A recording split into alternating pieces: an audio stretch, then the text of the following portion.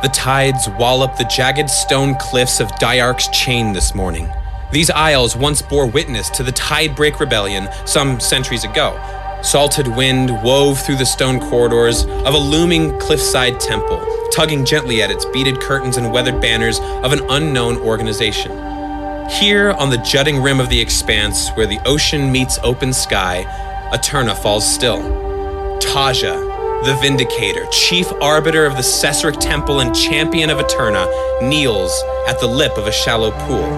Its waters mirror smooth, save for the occasional ripple from her breath. Her hands, scarred but steady, rest palms up against her thighs. Her white robes had faded from the sun and salt, but clung to her as if born of seafoam itself. Behind her, the temple slumbered. Before her, a great stone statue of Aeterna, personified, gazed down upon its child of light. A second passed, one which predicates a storm, and the ground beneath Tazíya's knees began to quake. She did not move. The stone beneath her shook like a freezing child. A fracture formed, spreading like wildfire, and wormed its way across the dais, up the statue of Aeterna. As the crown of its head split and its halves tumbled, shattering like dreams on the stone, the sound of a cannon burst forth, echoing as pillars crumbled around Tazíya. She still did not move. The stillness fractured. A tremor passes through the bones of the island, humming not with violence but recognition. The pool's glassy surface danced, the remnants of Aeterna's broken stone form reconstitute into a spiraling, geometric orb, radiating with heat. Then the light changed, subtle at first, but it grew more bold. Shadows began to cast from no moon, no sun, no star above, but from deep beneath. Veritas, the radiant moon, flared in Tazíya's mind, and from below, the silent weight of Aeterna stirred. A voice, not quite sound, echoed behind her eyes. There's been a rupture. Visions flashed, brief, incomplete, almost unwilling to be understood. A young girl screaming, thrashing, bleeding from wounds or bones atop her head. A body restrained, twisting and scarred, wailing like a ghost. A man of gold reaching into a dream only to pluck its shine like a flower on the side of the road. Then, nothing. Just a cold void. The source has been disturbed. Its threads tangled. You, sentinel of Cessauric, follow this dwindling thread to Aventhir. Find where it leads. Purge what festers at its end. The water stilled. Tazíya raised her head. Forget not your mission, for distraction shall plague your environment.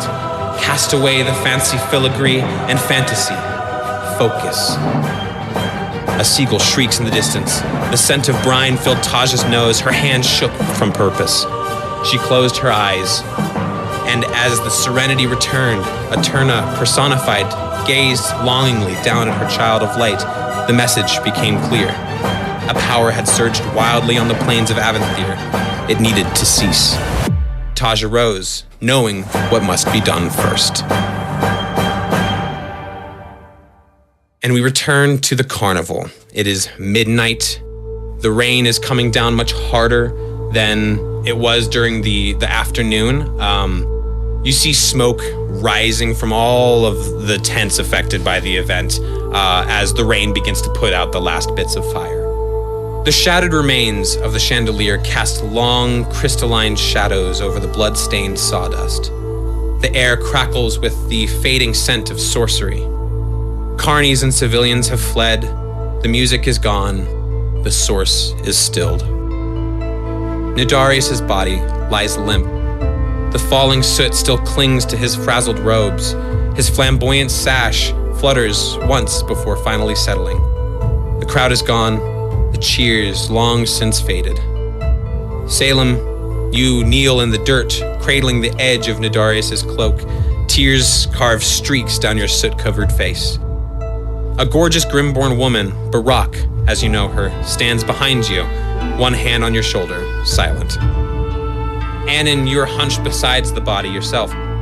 Finishing reading from this crumpled scroll, Nidarius' final words, scribbled in almost laughable handwriting.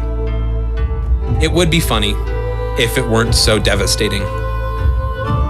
Aenon, as you read this note, your voice falters just at the end, the wind swallowing on the last line.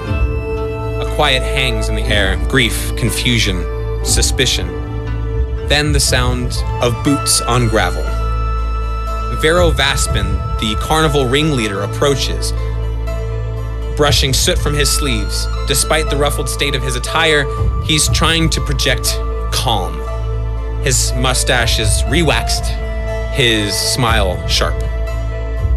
Whew, whatever that thing was, I'd like to officially state for the record it was not on the schedule. Oh, really? I briefly look at Salem and I put my hand on him. And I go, this sucks, but we have somebody still alive. Who's still alive? That's Fick in the tent there. He's still alive. He's alive. Nadarius is not. We should tend to the living and see if we can keep him living, because people were looking for this boy. Yeah, I'm down. And yeah, you already dragged Fick out of the tent, and he's on the side of the road here as well. I mean, he's not moving a ton, but he's like twitching and slightly convulsing every couple seconds. But he looks like if he doesn't get some intervention now, he will naturally pass from his injuries, from the transformation, from a sickness, whatever it is. You're not entirely sure. But if anybody wants to do anything in this moment to alleviate that condition of Fix, then they are welcome to do so. So, I think this boy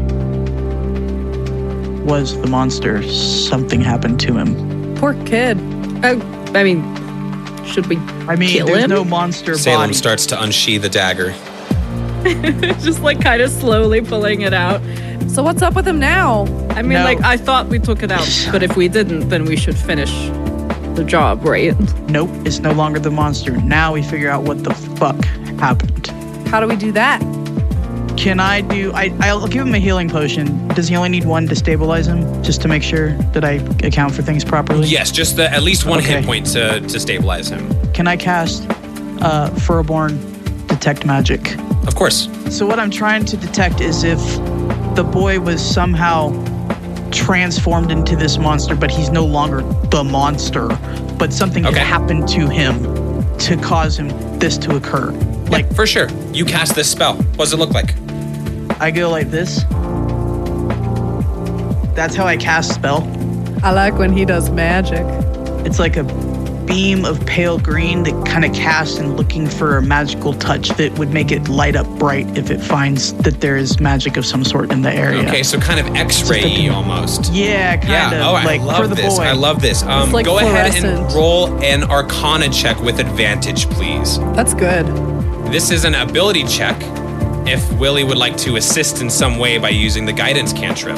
I close my eyes and I put my hands out, kind of like open like that, and this like gray, sparkly, misty kind of goes and wraps around Aenon, and it like literally goes in through every little crevice it could, like all the pores even, and it like soaks Okay, so up. I am rolling with advantage. Cool. Rolling with and then I advantage got and a an guidance. additional D4, yep. You start this ritual and your hand starts to move over Fick's body. And you can see without any direct intervention, he is going to die in a matter of moments here. Wait, didn't Aenon give... I'm Gave sorry, him but a didn't healing Aenon potion. give Oh, him a did you? healing You potion? gave him a healing potion. I'm so sorry. Was about to die, but that healing potion really did this job. Awesome. You're so funny. Really did its job. It seems that Fick is stable right now, but if he were to come from unconsciousness too soon, it could prove fatal. It could prove damaging in some way. He needs to rest. You can sense around like his chest cavity, around his heart, there is this writhing squirminess, and it is encasing his heart. And the threat has passed, but its presence does, yes, linger in Fick still. You don't know if that means that he is going to reform. You don't know if that means he is stable and not going to reform again. But I feel like you get the impression the likelier of the two is that the threat has passed to the populace at large, but the threat to Fick has not. I look at Vero. That's the Yes, at your service. And he tips his hat to you. I need a healer. Can you grab the healer, the most powerful healer you have, and bring him here? Yes, not many actual arbiters or clergy here, but Haggle, he does a wonderful job with a potion. I'll hail for him. You don't have a first aid tent or? That's Haggle's. Does anybody have a mana potion? I do have a mana potion, yes. Well, I could do something, maybe, perhaps. I'll give you a mana potion, but we also need a healer with a sleep potion because the monster, he's not a threat right now. I don't know if he might be a threat later, but we need to keep him asleep. As you guys are talking about this, Vero does a little look back and snap, and security runs off, and then a couple moments later, as you're handing over this potion, you guys do see Haggle sort of jogging out. He's got a couple of hands with him as well. They have mobile cots that they walk over to this scene, and Vero says, Haggle, if you could clean up this travesty a little bit and maybe put them on ice, something. I know you got something back there in your weird shop. Metaphorically. Vero just grips his nose. He's like, Gods below, what a mess. Can I have his journal? I handed it over to you. I don't need I start to keep reading it. Go ahead and plan a service or whatever. I'll be back shortly, but I got to make sure everything's okay. Also, is Bajorno around? He's actively using his battle paddle to put out fires right now. He's currently preoccupied. If you'd like to interrupt him, you may. He kind of glances towards the direction. You don't see him super well, and he's kind of far away. But you can see when he turns his head, his mustache kind of goes along with the momentum as well, and swings back. In slow motion, hair whipping back. Yeah. Like a toupee flapping in the wind. I just make sure he has my attention that I want him to join me when he can, just so I can. He gives a little shake, and the mustache shakes independently. Yeah, it's bouncing, jiggling. Brain. And Vero says, "Listen, I run this carnival quite some time. I've seen a few strange acts, never quite one like that though. As far as I know, some sort of wild spell surge or maybe a curse on one of the performers." An anomaly. One-time fluke. I want a refund. I'm sorry, but you signed the waiver. You want me to keep working here? Yeah, you signed that waiver too. Can I see my waiver? Sure. And he hands you a waiver, and I just rip it in half. Well, that was your copy, but I think that was official. He starts jotting down in his journal. He says, "Okay, service for the hero. Copy that." And Haggle says, "Yeah, I mean, no, I got some space. I got some potions. I know a few rituals. I can, yeah." And he gingerly, with another assistant, lifts Fick onto one of these mobile cots, and they run off with Fick towards Haggle's Hall of Healing. And then also, a couple of other assistants are grabbing Beatrice, and they are pulling her out of the flames. She is the only body there that is somewhat still in peace. We'll take Beatrice and see if we can't find anything out about, one of the monster's victims. Do you want me to take him?" And points down to Nidarius's body. I mean, yeah, I'm upset, but I'm not going to keep a dead body on me. You sure? You sure? I can, whatever you want. I mean, can you bury him? Or wait, he wanted, what were his wishes? We did hear them. Is that? He didn't actually say anything about the body. He said something about his clothes, entire wardrobe. He said something about all 17 of his mirrors, something about his enemies, but he didn't mention anything about what he wanted to be done with his body after his death. A bit of an oversight, possibly. Okay. I mean, yeah, take him. I ruffle through his pockets first. Okay. What else did Nidarius have in his pockets, Connor? It's like good old times, like what they went through. Salem is crying and just ruffling through his inventory. Let's see. I have got one trinket, one costume. What is it? Just a trinket, a belt pouch, a viol, a rapier. All right, Wow. he has a viol with one string. The other three have broken. Oh, I'll restring him. Willi takes the viol.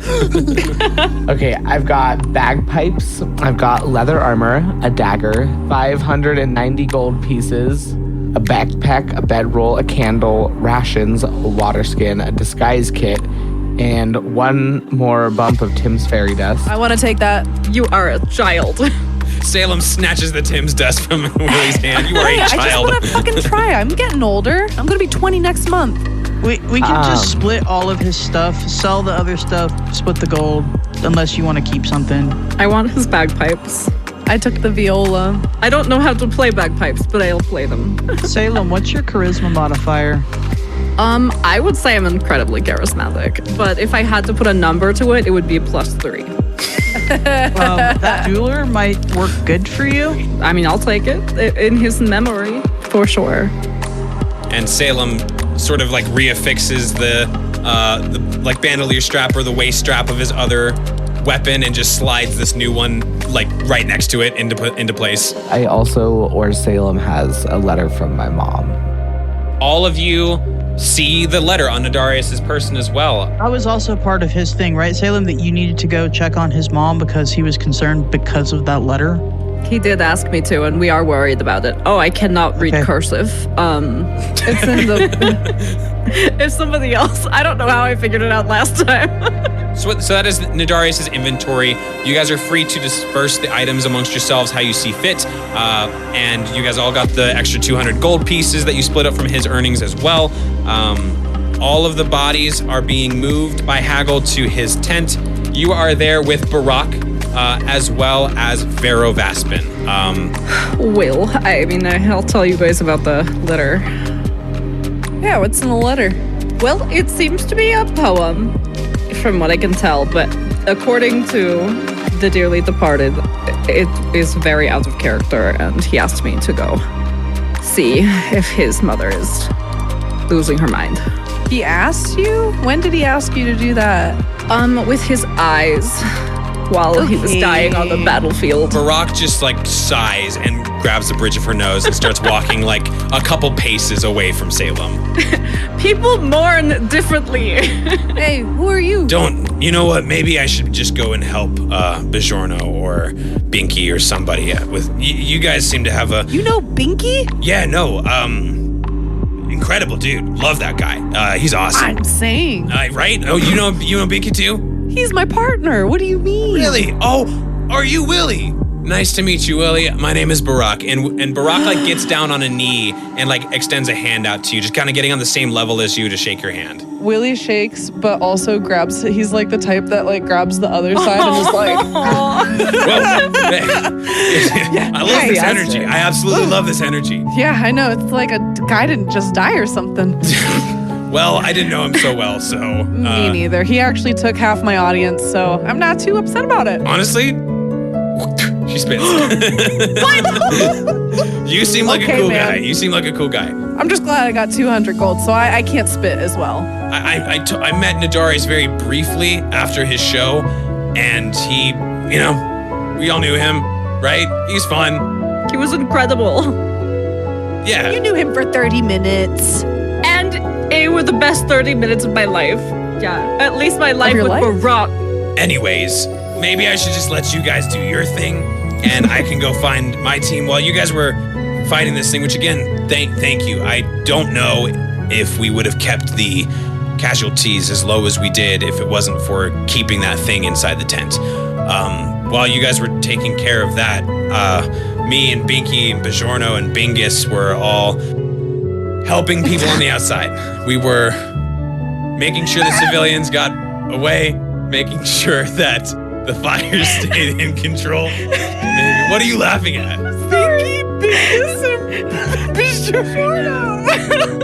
Yeah, what about it? It was just like a B squad or something. Yeah, I just hadn't put it together until you said it all together. It's a good name. Anyways, we were keeping. Yeah, we were just keeping people safe, getting the evacuation procedure started. Vero actually did a pretty good job of keeping people somewhat calm through the ordeal outside. So maybe I should check in with them and help them finish putting out some fires. But yeah, Salem. We'll have fun with that. Glad you made it. And if you guys need anything, I guess just let us know. We're all kind of in this together. Are you glad I made it? Yes, 100%. And let's just, maybe this is too soon, but hey, your next crowd size will be double what it was last time. Just by nature of there being fewer acts, I suppose. You two are awful. Why are his corpse is right here? You spat on the body. And Barak starts jogging towards Bajorno and just, shouting to him of like, what can she do to help? And she moves on, and Vero stands there with you guys and says, so I am inclined to make you a deal. You all did a fantastic job in there, and I'm not going to forget that. But I would ask maybe we find out what happened if we can. Tell you what, you poke around. Find anything that sheds light on this mess, any concrete evidence, bring it to me, the ringleader's office, and depending on what you find, I'll compensate you. Coin, Sorcic, gear, maybe both. You'll compensate us if we find something after we already killed this guy? Yeah, I mean, are we not getting compensation for this? I just have to allocate some resources. You are definitely getting something for helping tonight. But if you could, seeing that you are so capable, help out a little bit more, I would be inclined to pay you also a little bit more. If I keep working here, can you give me a raise too? Willi, your review is coming up next month. Let's table that for next month, yes? Okay. Am I still having my party as the king of the beauty contest? Of course. The not-so-bad championship does net. Winning that does net. You get 3 questions from me. Go. Use them wisely. It's really just, it's a little silly thing. Most people ask about, who's going to be the secret headliner, right? They use it on sort of frivolous, whatever it is that you wish to know about. I'd be happy to make some time for you to do so. Well, since we did do this, can my 4 guests also have a question? I tell you what, okay, fine. You get the 3, and each of them get the 1. We need to figure out what caused that, and can we stop it, or do we need to kill Thik? Yes, so like I said, you find any information here in the carnival, bring it to me in the office, and I'd be happy to compensate for you. Well, what are you going to do with that information? Well, first of all, keep the carnival going. I mean, just make sure whatever you find doesn't tie back to me or the carnival. We're already hanging on by a fucking thread in the city. Well, does it have anything to do with you or the carnival? Willi, let me explain. It's a classic cover-up gig. We go through, we just erase any incriminating... It's very common. It's good as a starting job. How much would you pay us? You want me to cover up what happened here? Not asking you to do any of that. You all sort of just went on your If own we little... Can you pay us triple? Triple. I'd be willing to pay 100 gold piece each for any single concrete piece of evidence. Destroyed? Okay. You're suspicious sometimes. I'm gonna go. Maybe 2. Maybe 200. And Willi walks off, not even hearing this man out. I love money! My people will assist. A group of do-gooders is already combing the grounds for stragglers, any unusual evidence, and he kind of points to Barak running towards Bajorno. Bingus calls themselves the B-Squad, I think, as she said earlier. A bit tacky for me, but at least we have something to call them. That do-gooder did spit on the body. Just like, maybe she was trying to put, evidence that was already there. So it's like, we think, keep an eye. I like this, Salem. I like this a lot. If you find something before they do, we'll compare notes. He starts turning to walk off, then hesitates. Turning back to you, Salem, he says, 3 questions, anytime. You come and find me in the ringleader's office. I have some letters to send.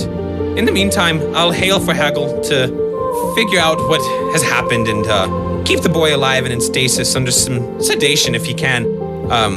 I think it best we question him if possible. Also, I'm gonna need that crown back by EOD. And he gives you a little finger guns and starts to walk away.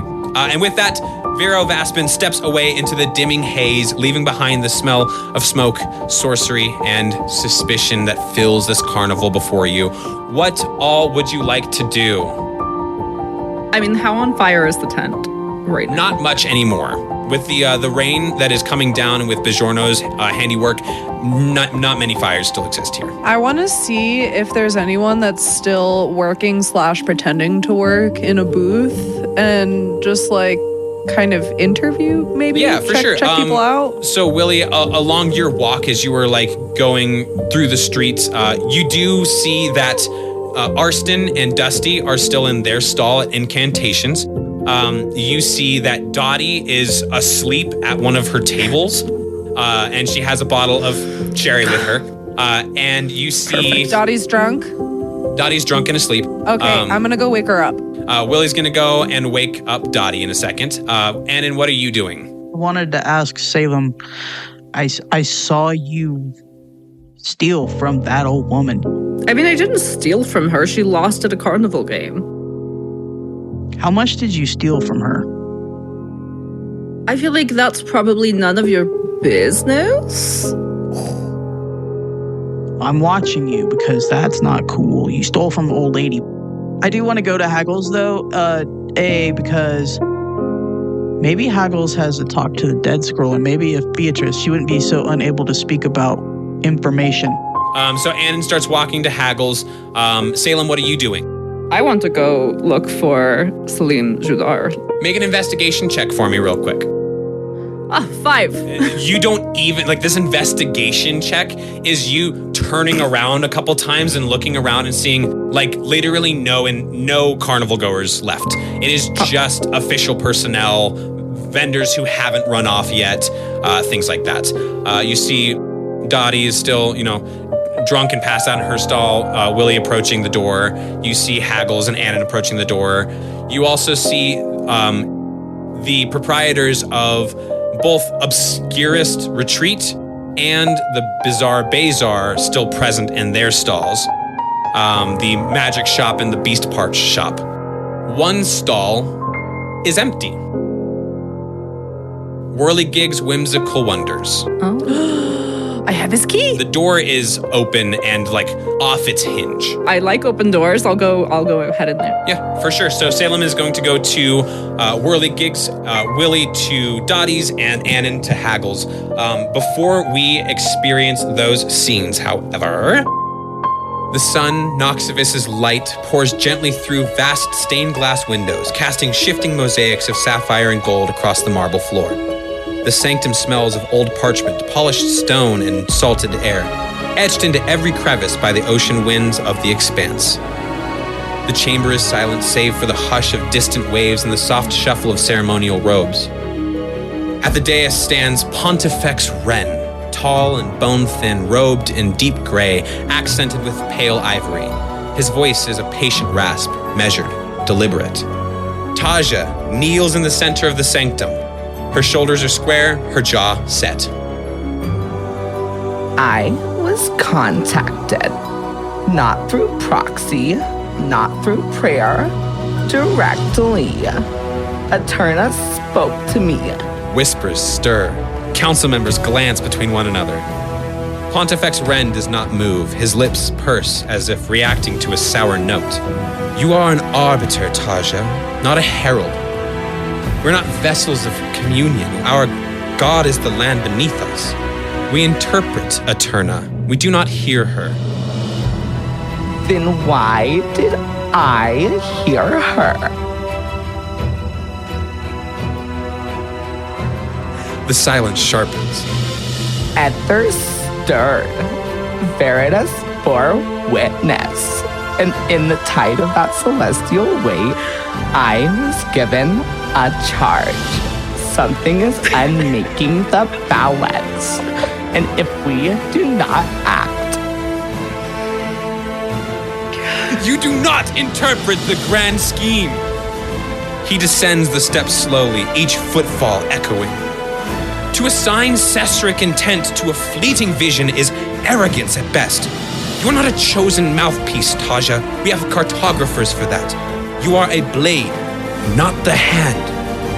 Then let me be the blade. Let me cut away the rot before it spreads. Denied. A slender figure shifts near the pillar. Acolyte Kari, Younger, hawkish, and typically silent, she leans to Pontifex Wren, whispers just loud enough for the council to catch. There was clergy present at the event in Aventhyr. The reports arrived this morning. One of ours perished. Kari whispers softer now, concealing the exact name. The weight of the name lands heavy on Wren. Even the Pontifex's stern expression falters for half of a second. Kari, speaking now directly to Tazíya, says her final writings speak of gem-encrusted dreamlight. Pontifex Wren closes his eyes. Dreamlight. A long breath. The colors from the window fall across his face like a cracked halo. He turns, not to Tazíya, but to the altar. Then we cannot afford silence. He gestures to the dais behind him. From beneath the altar, Kari retrieves a sealed obsidian chest, etched with gold leaf. You are hereby sanctioned for independent pilgrimage.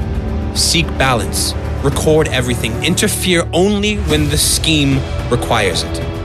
And if you lie, Tazíya, about your vision, you will not be welcomed back. He hands her a scroll. This glyph will attune you to the stepstone stationed at the carnival's nexus. Go now.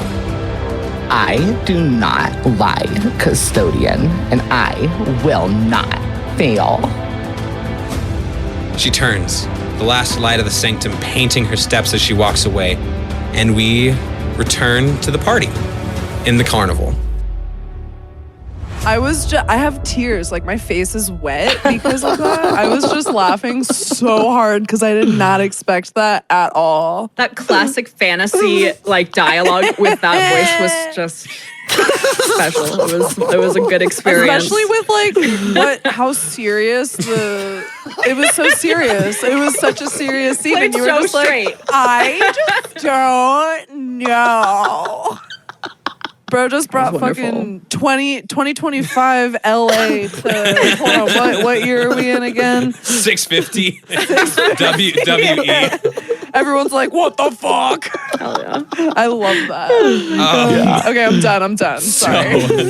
So Ready to meet this character. So, with Vero's curt blessing and coin promised for evidence, the party fans out, stepping into the shell of the circus left behind. No guests remain, the lights dimmed. Aenon, you feel the pull of memory and gut instinct. You know the danger has passed, but its presence lingers. Someone here knows something that you're missing. Willi, with boots sticky with blood and flakes of chitin still raw on your back, you move along. As you wander and follow, you remember something. You pat your pockets, pulling out a strange weight. No, a key.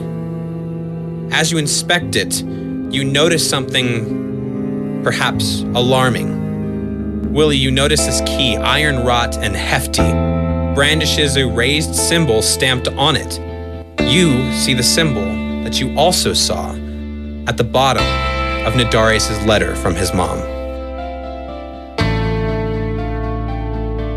Oh. And you see Dottie like, hey, how's it going, Willi? And slams your head back down.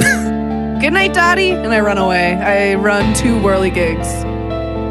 Are you flying to Whirligigs? No, I'm a little clunky still. Salem, you linger in the shadows on your way to Whirligigs as well, bereaved and mourning the loss of this new kindred spirit of yours, even if you never really believed in those sorts of things. But if there was anything that could heal this hole in your chest, besides snooping around and exploring, it's probably a healthy serving of retail therapy at some of the shops still around.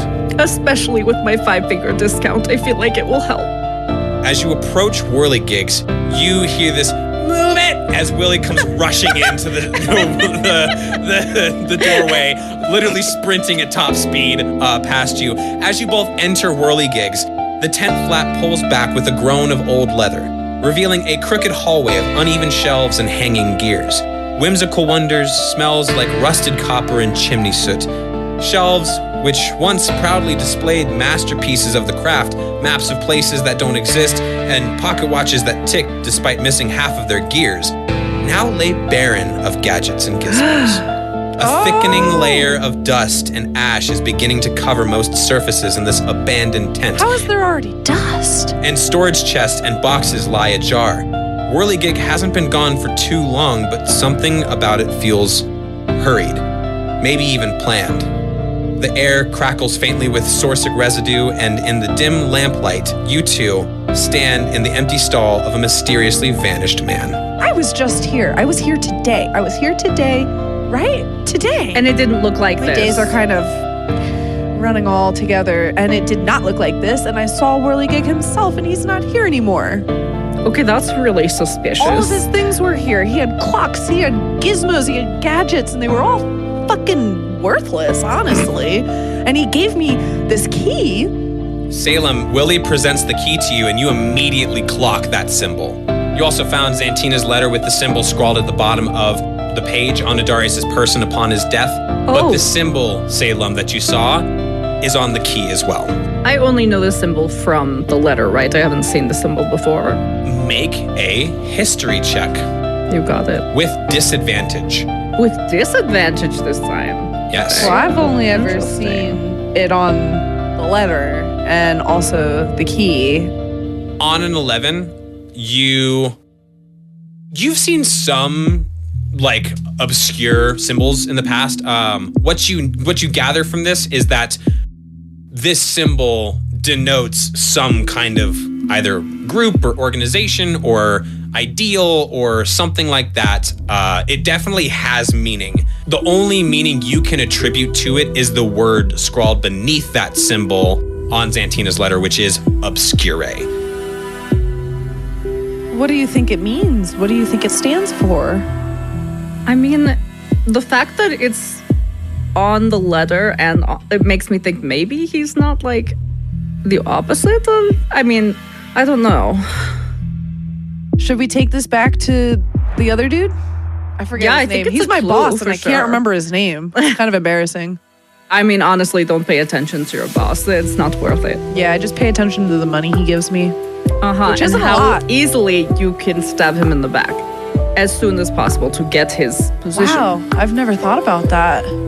Stick with me, kid. I will teach you some very wonderful things. I can't wait. Do you guys want to leave this room? Do you want to investigate this room a little bit further? Do you want to... I mean, yeah, I think we should look around the room. We should poke around. There's not much here, but there's definitely we could poke. Well, there's corners at least.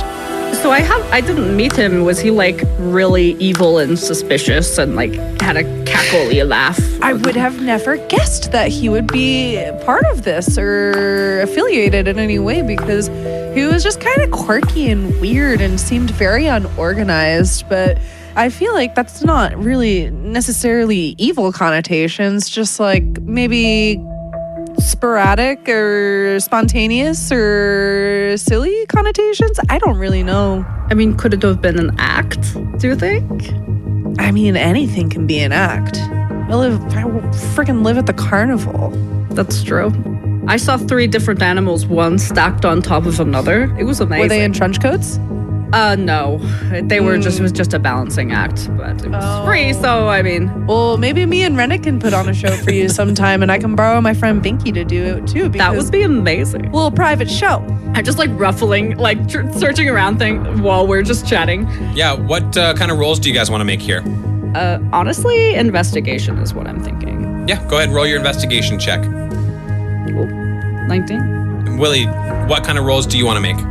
Since I was there before and I am revisiting within the same day, could I make some sort of like insight check to see Yeah, what... I like that. Go ahead and instead make an insight check because of the differences that are present just because here. like Yeah, I could, absolutely. I like that. I like it.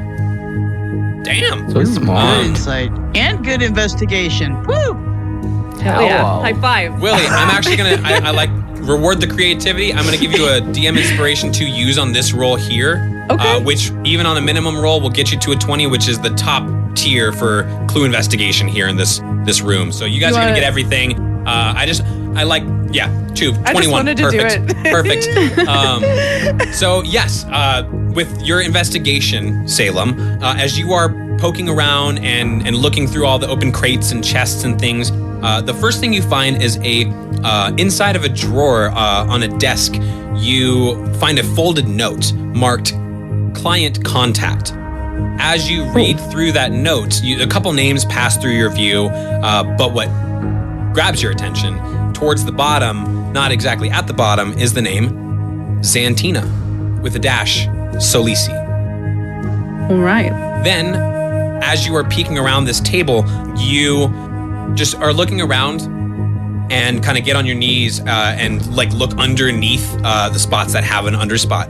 And under the table, pushed back into the corner of it like it was accidentally dropped and then jostled out of view, lies a necklace broken at the band. Just next to the band, a shine of metal glimmers in the low lantern light, a pattern. Upon picking it up, you immediately recognize this now recurring symbol, the mark of Obscurae. So it's like a medallion that was hanging off of the chain. This is a medallion that was hanging off something that got broken and tossed off to the side by accident. Okay. But it's a wearable item, you know?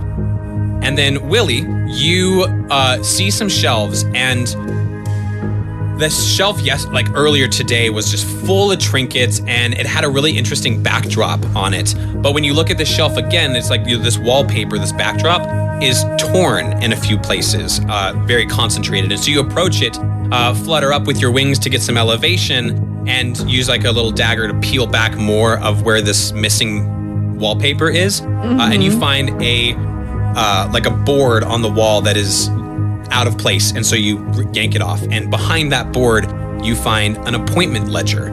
And inside this appointment ledger, you find a note that reads, "Assignment renewed. Observation of Zantina. Confirmed lineage. Monitor CGH."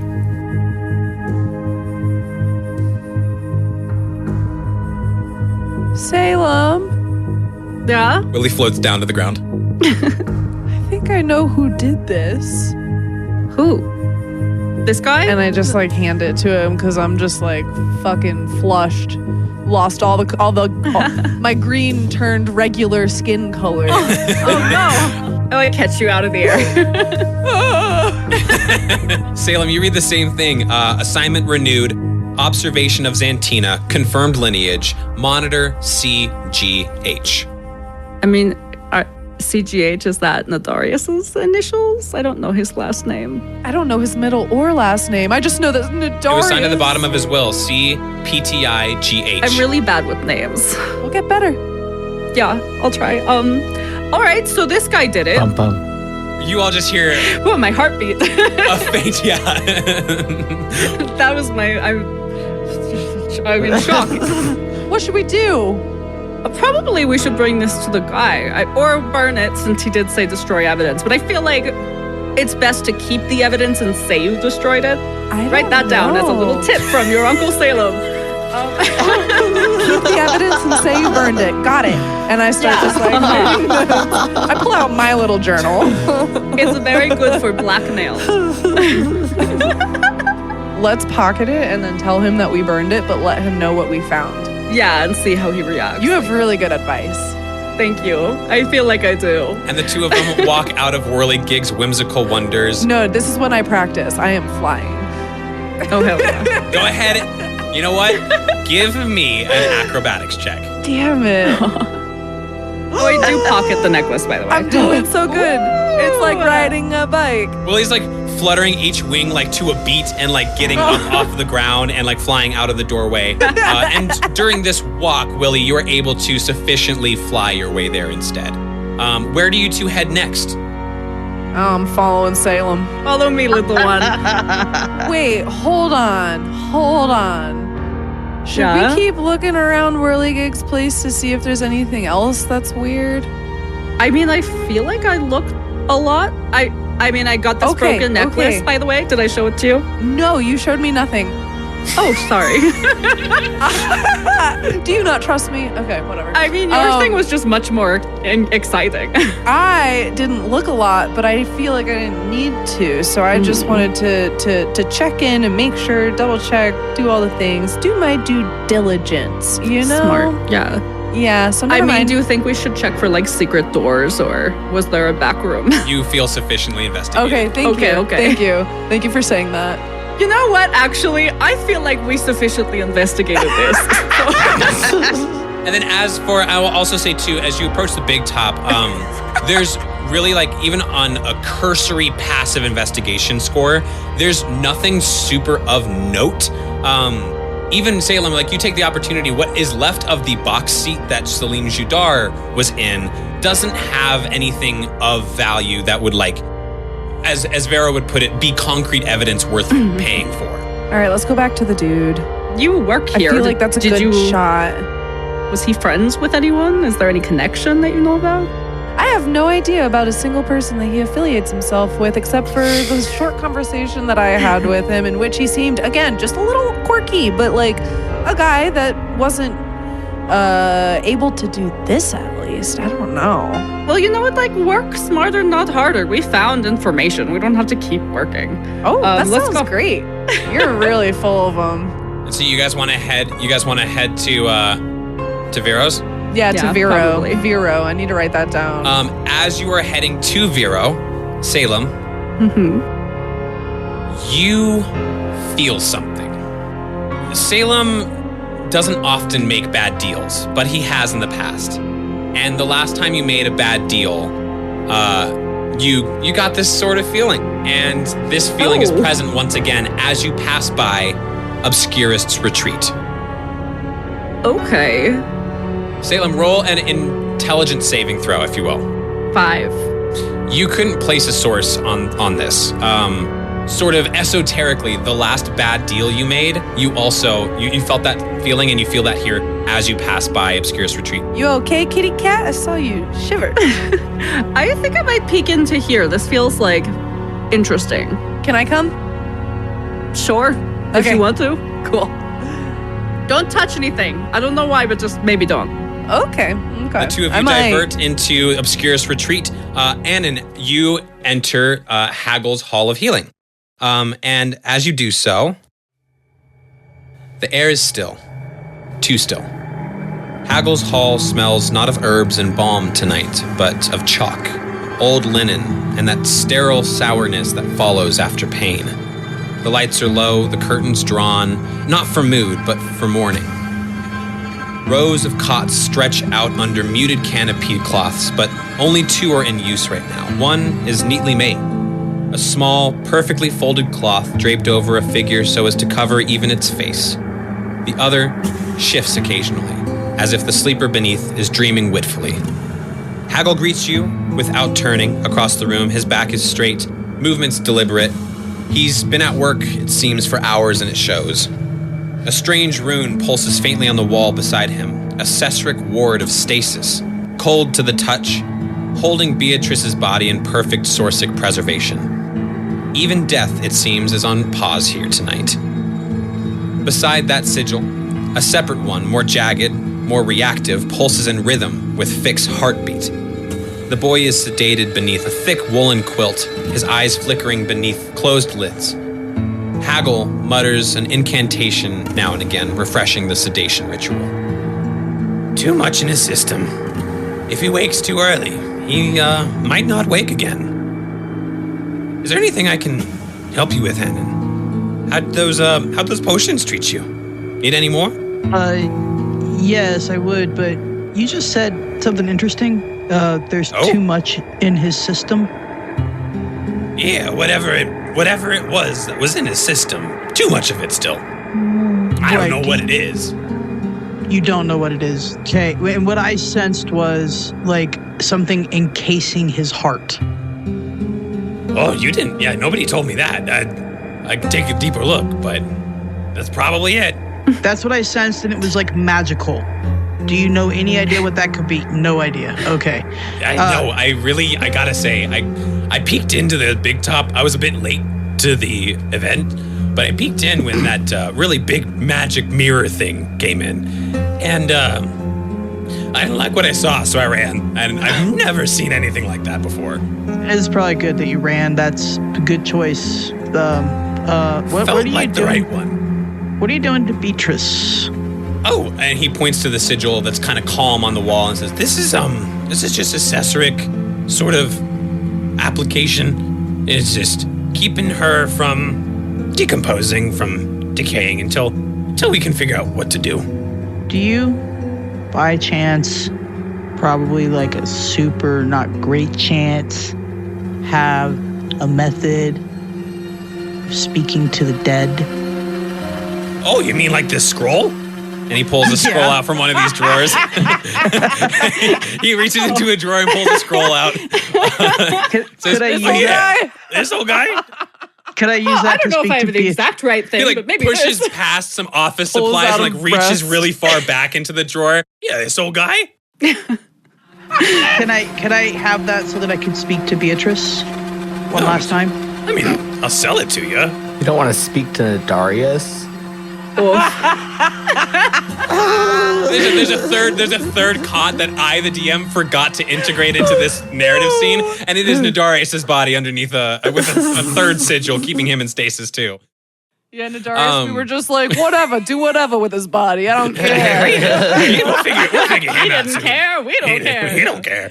I'd be happy to give you a nice discount for all your heroism and everything. Great. How much? And he looks at the scroll, kind of battered and worn. He says, 30 gold piece, sound okay? About 20. Hey, they call me Haggles, okay? But if you don't haggle, why would they call you that? It's fair. Takes 2 to haggle. 25. 25. 25. Deal. Okay. And little coin purse tossed to Haggle, and you get this scroll. And I am going to use it on Beatrice. It takes 2 to haggle, but 1 to steal. Remember this. I'm talking to Willi on your way into the Spear's retreat, right? And Willie's just like, do tell more. I just want to help this innocent child. Not be innocent, apparently. You know? Aenon, you start to read from this spell scroll, and as you do so, it like levitates in the air and spins and swirls and like consumes itself as this magic, this source you're able to harness presents itself in front of you. And you sort of catch it, move it, manipulate it, and then place it over Beatrice's draped body, and it sort of seeps into her form, and you see the magic start to lift her off of the cot just a bit. This suspended, draped body with a sheet hanging over it still lifts into the air, and you hear this raspy noise of lungs coming back to life. And the corpse, waits. Beatrice, it's Aenon. I'm sorry, but I'm also very proud of what you did to save that kid. So I wanted to ask some questions. Since you are dead, perhaps the hag no longer has that hold on you, and you'll be able to answer. Do you recall where you were at last with the hags? When I was a child, a cellar, a basement, unsure. That's it. Nadarius leans up from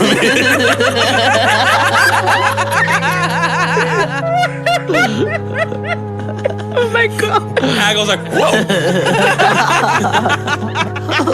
Did they take you when you were a child? Must have. I don't know when they took me. Just when I escaped. Were you with the hags when they attacked my village and destroyed everything, including killing my wife? I know nothing of these events you speak. Where did you grow up at? A hamlet in Kingdom Osira. Stonefall. Do you know where the hags are? Into the thick of it. Roll a history check or a nature check. Ooh. The thick of it. Thikevit, Thikevit, single word, is a fabled, never confirmed, but fabled forest somewhere in Kingdom Osira. That's crazy.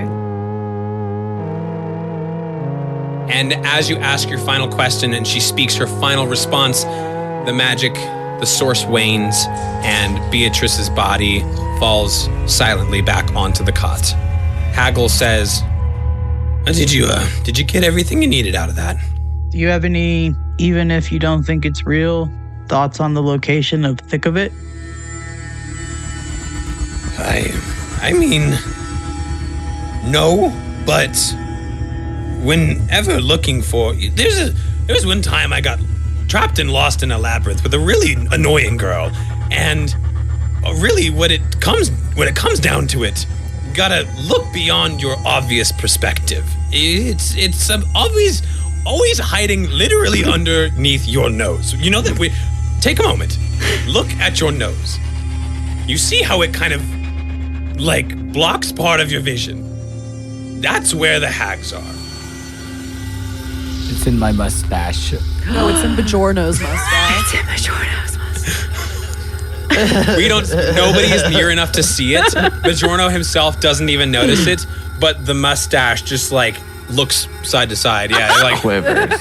Nervously. Haggle says, I've never heard this word, but if it's a fabled forest like you're talking about, then somewhere that should it be able to be noticed, but for some reason is not typically.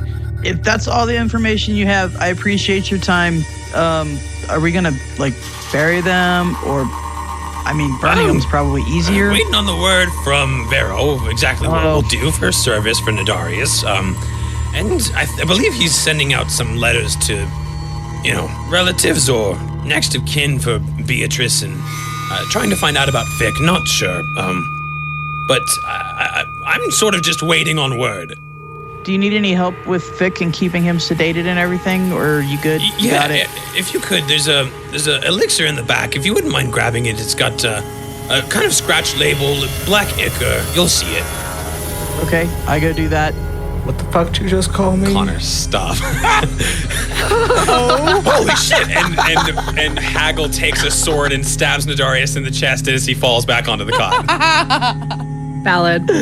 Air escapes sometimes, and it freaks me out. So I just to stab the body so it doesn't do it again. Don't you hate when you hate a job but you're good at it? Yeah. I go back and grab the ichor for him and Aenon, as you are going back to grab this ichor that he is asking you to retrieve, roll an insight check. It's about something that's different about this room. Insight, okay. Damn, you even got +4 on it. What? I know. Haggle looks from behind the counter and he says, "You need help back there?" I might. I don't know. It's taking a while. He's gonna provide a help action. Roll that insight check again. Someone's trying. Yes. There it is. And you do see this potion bottle that he is talking about, and you grab it. But on your way back from crossing this room, you also see Beatrice's satchel. It rests on the counter untouched. Within it, you find, sticking halfway out, a folded page, torn, something scrawled on it. It seems like she would carry this on her person, but she was not at the big top. I'm gonna look at it and see what that piece of paper is. The writing is increasingly more and more erratic, referencing dreams with teeth and jewel-encrusted dreamlight, and songs she never learned. And then at the bottom of her pages, she writes, "Mustn't forget beneath the bed." And it's full caps. It's circled, it's underlined, it's got little star marks surrounding it. She really wanted, whenever she left the carnival or left Haggle's, she wanted to not forget underneath the bed. I guess I'm gonna go find Beatrice's bed. And another stab on Nadarius' corpse. He's just like, Connor wants to play another character. Are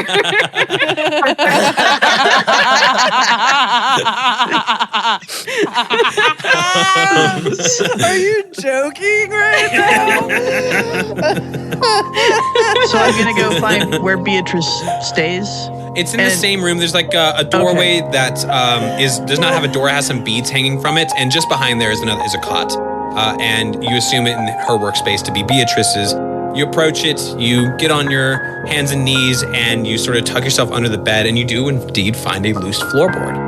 And when you pull that floorboard back, you see the cracked remains of a pale, light green husk, like that of a cocoon. The whole thing can fit into the palm of your hand, and despite it being so otherwise innocuous, it was well hidden and well preserved, with even a section of dirt being excavated to fit this cocoon delicately under the floorboard instead of smashed under it. You grab this husk, unsure of exactly what to make of it, but know its importance to Beatrice, given how she hid it, and mustn't forget it. Further down in her notes, you see more scribbled writings of escaping the below once, someone called Wormtooth sang her to sleep. She also speaks on finding the light in community that she had recently met outside in the world. A final note reads, "They'll never admit it, but I wasn't meant to leave. Arbiter Mirren said I'd always be useful, even broken, especially broken. But I ran anyway. If I don't make it, tell the temple they were right, just not for the reasons they wanted to be." Come on, I need that potion, man. And you grab the satchel, grab the husk, and rush back over, giving Haggle the potion he feeds to Fick. Since I have this, I'm gonna go to the Obscura store or Obscurus retreat. Yeah, that tent is where I'm gonna go with this. Okay, so as Aenon steps out of Haggle's, he says, "Keep in touch. If Fick wakes, I'll let Vero know. If I see you, I'll let you know. But yeah, if you need any more potions, I'd be happy to make some more. And again, at a discount for all the heroism and whatnot." Well, also because I can help you with them, like we discussed earlier. But yes. Yeah, happily, you can assist in the corner over there if you would like. In the corner. And we are going to cut to another scene as all of you are doing your stuff inside Obscurus Retreat. This is how you slip something into your pocket sneakily without anyone noticing. Interior, Vero's office. A lone quill scratches over parchment. Vero Vaspin, sleeves rolled up, spectacles low, is hunched over his desk writing 3 identical letters, each addressed to a different authority. Osseo City Chamber of Commerce, Aventhyr Court of Restoration, and Salim Judar's Secretary of Interior Shows. Each letter includes the phrase, "The incident has been contained. The risk was unforeseen. We are, of course, pursuing all appropriate recommendations." The office is lavish, a contradiction to the more whimsical flair of the carnival. Gilded trim along the bookshelves, burgundy curtains draping around the stepstone dais in his room, and a large oil painting above the fireplace mantel. A younger Vero, arms outstretched with the words "Ringmaster and Entrepreneur Extraordinaire" proudly engraved beneath. He seals one letter with a golden wax stamp just as he hears a sound. A low, resonant hum shakes the air as his stepstone becomes active. Warm light flares into the room. And Tazíya the Vindicator, Chief Arbiter of the Cessauric Temple and Champion of Aeterna, enters.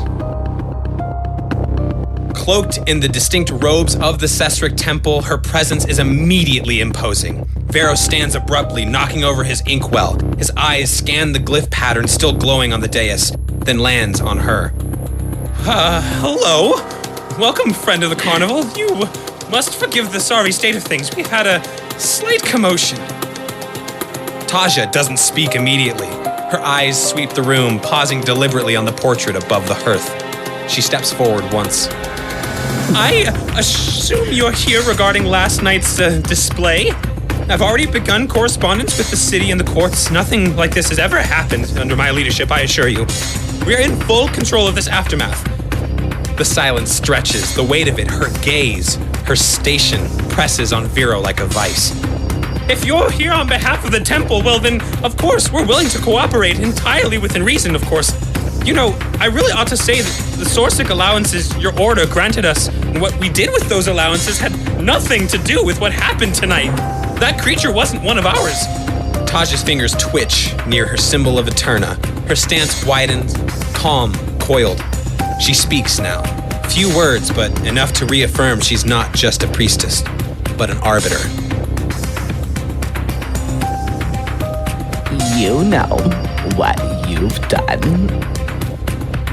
All right. Vero circles around his desk and pours himself a drink, then reconsiders and puts the glass down untouched. There was a woman. I don't know her name. I could tell you what she looked like, but I don't know. She wore an illusion, I bet, so I don't know how much help it would be. She wore a cloak. Ooh, and a brooch with the royal crest. Not Ossial royalty, not the court proper. Some fringe nobility, maybe. I'm not sure. She made me an offer. A demonstration during the Big Top's final act. She promised full containment, funds, influence. All I had to do was look the other way. And Vero swallows hard. I was told it was for an investor. That it wouldn't last more than 10 minutes. That what happened wasn't supposed to happen, I promise. He sits down. And yet it Your order wants answers, yes? You'll get them, but not from me. Talk to the ones who fought it. They're still here. They saw more than I did. Aenon, Salem, and Willi. Oh, trust me, I will be speaking to them. Of course, I will grant you full access to the grounds. Just don't let this fall back on the carnival. I wasn't asking for your permission, What do you little mean? man. I will be searching the grounds, and I will be getting my answers. And you will pay for what you've done. First. Please, I swear, nothing. It was not the carnival. It wasn't me. It's not your carnival. No, it is not my your carnival, but we monkeys. didn't do we don't have monkeys. You know this. I've heard enough from you. Wait. I didn't have anything. I'm waiting. I'm not sure what's going to happen next. So I just. Oh, wait.